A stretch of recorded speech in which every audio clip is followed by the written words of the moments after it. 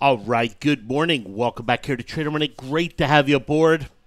We're about 30 minutes here from the market open, and we're going to kick off the challenge here today, and the challenge is going to be a little bit different. This go-around, you're going to see shorter-term trades, smaller dollar amounts, shorter-term trades, at least to really start and to kickstart things. A little less focus on daily charts, a little more focus on hourly charts, and just a little quicker type of environment. Doesn't mean I'm going to be making a trade a minute or 5 trades a day or anything, of that type of nature. It's one where we'll probably look back and see, on average, about a trade a day instead of about 2 to 3 trades a week. And so that's about, what I'm expecting. It could have periods with more or less, just based on the overall market. Now, we'll kick that off this morning. Most trades are going to be probably to start off in the $600 to $700 area, somewhere in that smaller range there, with a little bit higher risk on the option, a little bit higher reward on the option. So a little less time period on the option, and it'll be something that it's going to move to a greater degree. Now, I will try to buy options in a fairly price stable environment, or when I think the price may tick down a little bit. But again, I don't have that pause button for the market yet, and when I do, we'll manage and deal with that. But overall, it's it'll continue to be a free flowing market out there. Now, interesting day to start off a challenge, right? I mean, it's a Friday. Great, we've started challenges on Friday before, but it's going into a holiday week next week, and it's coming off of what was about a 120-point pullback in the S&P over the course of the last week. And yesterday we saw some major change, and we talked about those major changes and the elements here of the Fed. And I found it very interesting yesterday that we saw the Fed, real nice Fed bounce right here. Another Fed bounce right here on 2 different Fed governors saying the exact same thing, talking about the more dovish policy, talking about potential rate hike pause in 2019. And so really kind of aligning themselves a little bit more with the markets and what the market outlook is. And we saw the bounces here with it, and in fact, it led to about a 65-point bounce here in the market.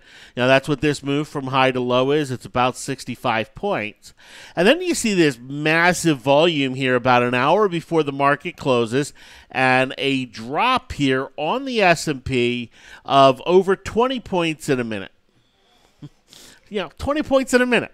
Remember, down in 2016, we went through months without seeing a 20-point move, right? This is 20 points in a minute. This is basically on the Commerce Secretary, who said that the U.S. is still in line to raise tariffs on China in January by 25% as planned. So we saw then negative trade war news, and that overall just popped on back, bounced on back, and rallied on back. It was one where I think if you're looking to understand the magnitude of importance between the Fed and the trade war, yesterday was a really good day, because you saw what the Fed meant and you saw what the trade war meant. And they both created moves, they both created oscillations, but one created more sustained move with higher volume over time. The other created a whipsaw bad news by the headline, after the drop type of environment. And I think that's what we're going to see going forward. And I know that's not a popular opinion. I know this idea that, I've been talking about with the Fed, at least 2 of you have commented to me about it, that, you don't think that this market has anything to do with the Fed, and that's fine. And ultimately, the whys, who cares? But for me, and looking at this market and going, okay, bull bear, how do I want to trade? How do I want to position it? Yesterday was a very big day. Yesterday was a very important day. Now, it doesn't mean volatility is gone. And in fact, overnight, you can see S&P futures pretty stable, right? During the Asian session, pretty stable. But then again, we got the European sell, right? We got the European sell-off. Here goes European markets. They open up, and, here go S&P futures. Tick, tick, tick, tick, tick, tick, tick, right? In fact, S&P futures right now are down 12, and they were down about 25 at their lows here. Okay? Now, all that did was pretty much have the market oscillate in the range of the last hour from yesterday. We've seen that a lot, right? Where overnight futures just trade in the last hour range of the prior day. And that's really all we saw in S&P futures last night. We're seeing some pop here this morning, about 12 points higher here over the last little bit. You can take a look at the volumes coming in on S&P futures right here. They have been pretty high on this move, much higher than some of the moves we've seen in recent days around this time. So a pretty strong move, right there. With going into this market open. Now, for me, the market vibe, it changed yesterday. It went bullish, right? Market vibe turned bullish. We saw bull signals on Micron. We saw bull signals on FCX. Now, Micron is subject to NVIDIA earnings, and we saw NVIDIA earnings after the bell yesterday. And you can see what NVIDIA looks like. This thing is getting shellacked. It is down about $40 here in the pre-market, down almost 20%, just absolutely getting riddled. And it's really interesting to read the analyst comments because the analysts are hot and heavy on this morning. And when you read analyst comments that use the word frustration, you go, ooh, wow, okay. But, one analyst basically said, NVIDIA, it kitchen sink the quarter, which, okay, I guess that kind of makes somewhat of a sense, but normally kitchen sinking is reserved for companies that have been sinking, and you know what, they're just now going to just totally clean house, basically throw everything out there, all the bad out there, and, run a little bit more from a stable place. So, kitchen sinking, not all that much, but, you think about NVIDIA in this move, and who's it going to affect? Well, it's going to affect the chip makers, right? The Microns of the world. You can see Micron drop on it, right? Now, Micron's not giving up its gains from yesterday, but it's a sizable gap down. AMD, because of a cryptocurrency concern here, AMD going to gap below 20 here this morning. That's a massive move here on AMD. So we're going to see the chips get hammered here this morning. So I got a bull signal on Micron yesterday. I will be looking at it to see this morning if it's buyable this morning. But looking at NVIDIA earnings, I think there might be a little more downside in the group overall, and if there is going to be some upside, it's probably something that I can buy closer to the close today or even later on Monday in terms of getting a better price. Now, the other thing on the move here this morning is oil. Oil's up about $1.20 here this morning. And, leaves me to kind of look at some of these energy names, and we've seen a few of them get upgraded this morning. EOG Resources caught an upgrade here this morning from analysts after a nice bullish engulfing action yesterday. But my favorite to trade has always been Halliburton. Halliburton has pushed down here to the 32 level, monster level. But what's interesting about this level is it's down at a level where we see the Bollingers collapsing. Right, the Bollingers are actually collapsing instead of expanding like they were on this drop. They're in a collapsing mode. We saw massive volume come in here at these lows, and what I'm looking for is this type of bounce from back here in July. I suspect we'll see that here with Halliburton, and we'll be looking at that this morning for a short-term snapback type trade, to jump into. And in fact, it probably would be a 1 to 2 day trade. He's pretty much all I will be looking for looking for there. So it is one where, yes, I had some metrics turn. FCX turned bullish yesterday, but this gap down obviously is going to affect it and affect a lot of things, and a lot of things are going to gap down below their 7-hour moving averages, so I have to take that into account. My biggest kind of pause here this morning, though, has nothing to do with anything I've talked about so far. My biggest pause this morning has to do with the banks. And there's, if you've looked at some of the stories circulating here on the banks, banks had a massive day yesterday, just massive day. Basically whipsawing and erasing all the sell from the prior day. But news that some of these banks are being questioned when it comes to a criminal investigation into a branch bank in Estonia. That looks like it was a massive money laundering hub, maybe one of the biggest money laundering hubs, to be found out in history.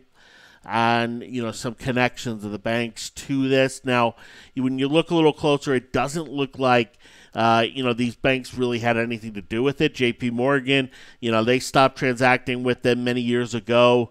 So it doesn't look like they're entrenched there or anything, criminal. But it does look like it is going to increase some of the scrutiny. Anytime bank scrutiny gets increased, investors sell the banks in the short run.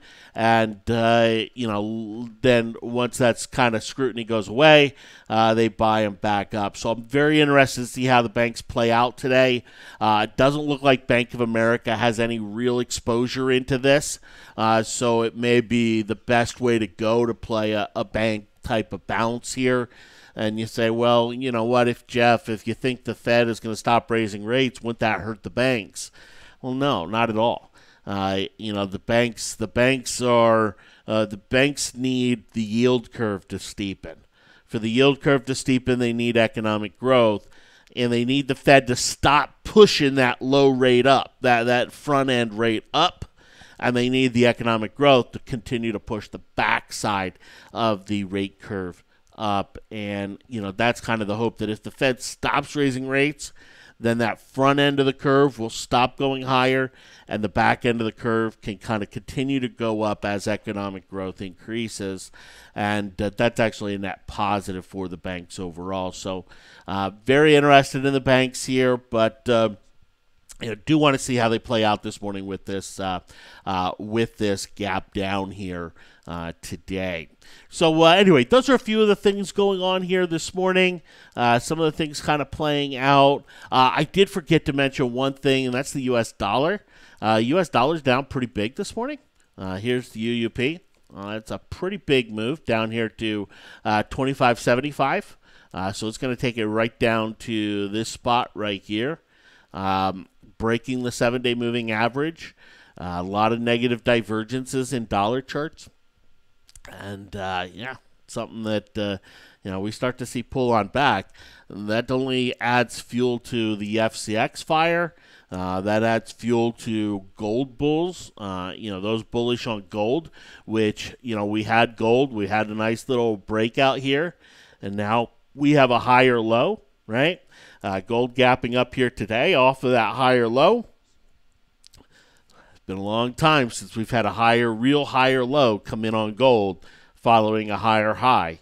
And we have had now a higher high and a higher low come in on gold, and seeing it bounce up here today with the U.S. dollar weakening. That is a very interesting spot here, and one where the gold miners are doing the same thing. Right, they're doing the same thing. So I'll be looking at. I don't think I'll have a trade here in the gold miners here on the open, simply because of where the option prices are going to open up at, and where gold itself is going to open up at. But anyway, I kind of have half an eye on the group. But, for me, that'll be about, getting in a little later. My biggest interest in terms of being a buyer, is FCX off the Katie signal yesterday. I do want to kind of see how it plays out, but it does, kind of support that gold thesis. It's one where my biggest concern with it is that today it has one of these just kind of little doji little doji candles that sits right here in this 1190, 1180 area here for FCX. And if it does that, the option values will get smacked. Option values are very expensive right here. So buying into pause is going to be costly to the tune of, with some of the shorter term options, 20 to 30%, where, we're just at the stock goes flat, you could be sitting there with a 20, 30% loss. So I have to take that into account with some of these names and how I expect them to move. But, if we see this dip down to about the 1160 area, 1150 area here today and start to snap back up, that'll be a nice spot for, for an entry to get in. So, again, that's some of the market open, some of the landscape, here on the open this morning. I will jump on as soon as I do make a trade. Generally, you know me, I won't make one in the first 15, 20 minutes. The option value is still, they have to open up. You need to see a little bit of stability and things. But after that, I'm not saying I'm going to definitely make one, but after that, anything's on the table.